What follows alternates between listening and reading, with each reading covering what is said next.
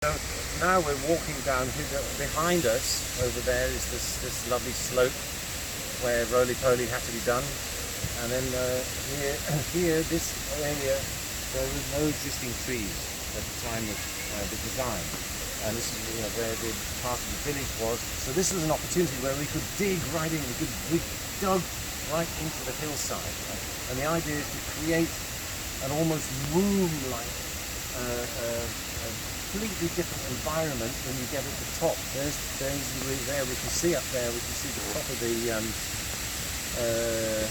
pagoda, looking down over this. So within sight, we can see two completely different experiences here. So follow me down, and we'll have a look at the waterfall.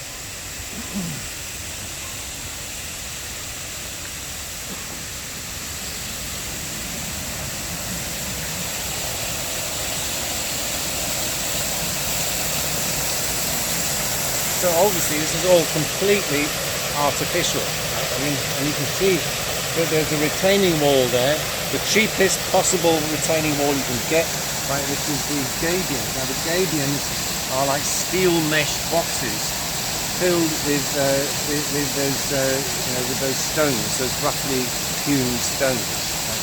So that means that's the main kind of retaining structure, just to get this as low as possible.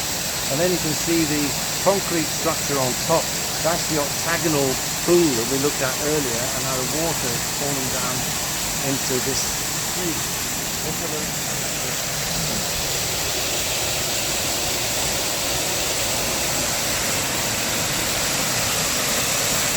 So the idea again is to get a completely different experience. Again, so we're going to walk in behind the waterfall.